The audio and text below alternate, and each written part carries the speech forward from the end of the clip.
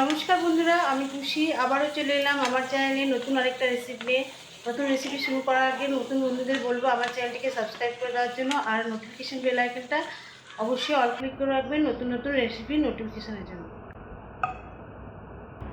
আমরা বাঙালিরা মাংসের তো নানা ধরনের প্রিপারেশন তৈরি করে খাই, মাটনের ঝোল, মাটন কষা।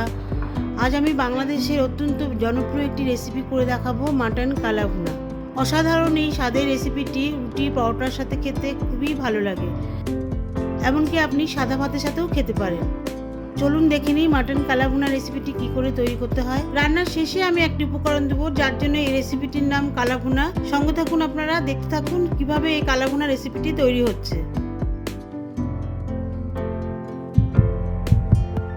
খাসির মাংসের কালাভুনার জন্য আমি এখানে 1 কেজি খাসির মাংস নিয়েছি। প্রথমে মাংস ম্যারিনেশন করার পালা। দিয়ে দিচ্ছি 3 চামচ ভিনিগার, 2 চামচ আদা রসুন বাটা, 1 চামচ করে ধনে গুঁড়ো, জিরে গুঁড়ো, কাশ্মীরি লঙ্কার গুঁড়ো, শুকনো লঙ্কার গুঁড়ো, গোলমরিচের গুঁড়ো আর 1/2 চা চামচ জায়ফল জয়িত্রীর গুঁড়ো, পেঁয়াজ কুচি 1টি মিডিয়াম সাইজের, এলাচ 6টা, 7-8টা লবঙ্গ, হলুদ 1 চামচ, সর্ষের তেল 2 টেবিল চামচ, 3টে তেজপাতা, সবশেষে স্বাদমতো লবণ দিয়ে মাংস ভালো করে ম্যারিনেশন করে নেব।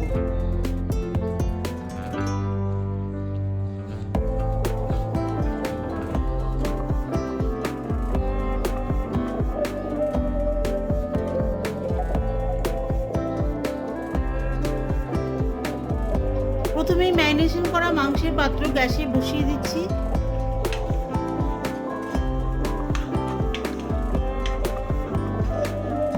তিন 4 মিনিট ধরে ভালো করে মাংস নাড়িয়ে চাড়িয়ে ঢাকা দিয়ে দেবো 10 মিনিটের জন্য। 10 মিনিট পর ঢাকনা তুলে নিচ্ছি। মাংস 2 মিনিট নাড়িয়ে নিচ্ছি। দেখুন মাংসের মধ্যে থেকে কিন্তু জল বেরিয়েছে। যেহেতু মাংসের মধ্যে নানা রকম মশলা দিয়ে মাখানো হয়েছে আর মাংসের নিজস্ব একটা জল আছে, সেই কারণে কিন্তু জল বেরিয়েছে।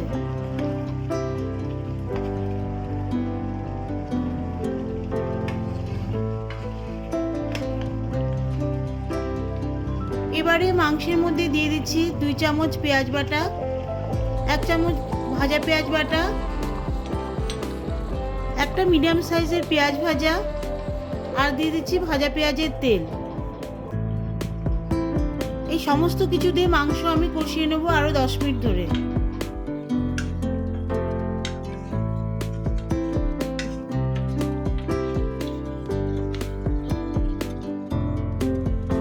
দশ মিনিট ধরে মাংস কষানোর পর দেখুন মাংসের ঝোল কিন্তু শুকিয়ে এসছে আর মশলার মধ্যে থেকে কিন্তু তেল বেরিয়ে এসছে।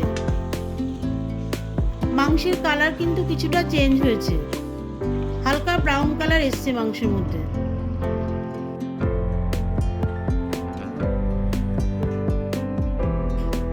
দিয়ে দিচ্ছি 1/2 বাটি উষ্ণ গরম জল। ঝোলের মধ্যে মাংস মিশিয়ে দিয়ে দিচ্ছি 1/2 চামচ লবণ।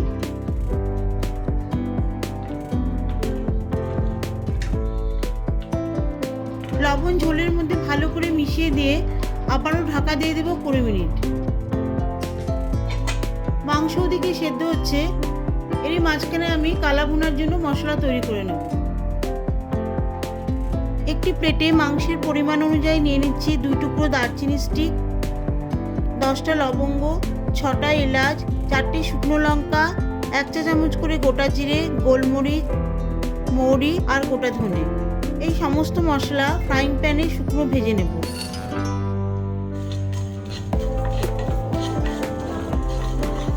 মশলাগুলি ফ্রাইং প্যানে ভালো করে ভেজে নেওয়ার পরে গ্যাস অফ করে দিচ্ছি।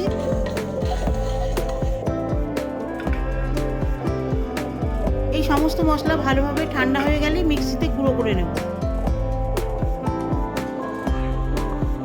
20 মিনিট পরে ঢাকনা তুলে নিচ্ছি। মাংসের ঝোল কিন্তু অনেকটাই শুকিয়ে এসছে। এবারে দিয়ে দিচ্ছি ভাজা মশলার গুঁড়ো আর দিয়ে দিচ্ছি 1 চামচ গরম মশলার গুঁড়ো। মশলাগুলি মাংসের মধ্যে ভালো করে মিশিয়ে দিয়ে 10 মিনিট ধরে কিন্তু স্লো হিটে ভালোভাবে মাংস কষিয়ে নেব।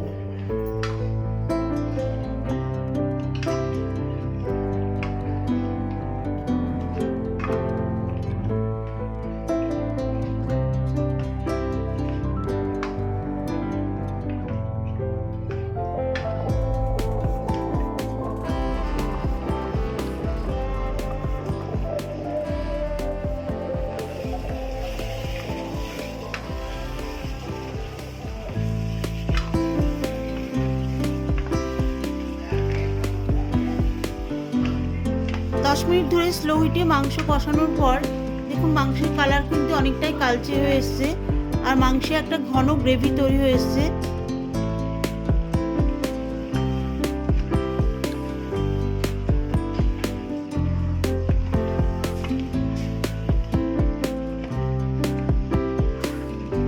এবারে দিয়ে দিচ্ছি 1 চামচ ভাজা রাঁধুনির গুঁড়ো। এই রাঁধুনি গুঁড়ো কিন্তু মাটন কালাভুনার প্রধান উপকরণ। রাঁধুনি গুঁড়ো মাংসের মধ্যে ভালো করে মিশিয়ে দেওয়ার পরে আবারও আমি 5 মিনিট ভালো মতন কষিয়ে নেব। এই রান্নাটার ম্যাক্সিমামে কিন্তু কষিয়ে কষিয়ে রান্না করতে হয়, যার জন্য এর নাম হচ্ছে কালাভুনা। এই মাংসের কিন্তু শুকনো একটা কালো রঙের গ্রেভি তৈরি হয়েছে। এবারে আমি গ্যাস অফ করে দিচ্ছি।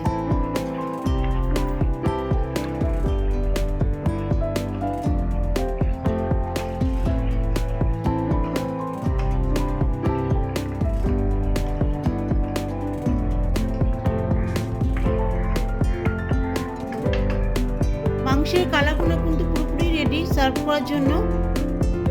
আমি একটা সার্ভিং প্লেটে সার্ভ করছি। দেখুন এই মাংসের কালাভুনা রেসিপিটি নানা ধরনের পরোটা রুটির সঙ্গে খান, গরম ভাতের সাথেও খেতে পারেন। আশা করছি ভালো লাগবে।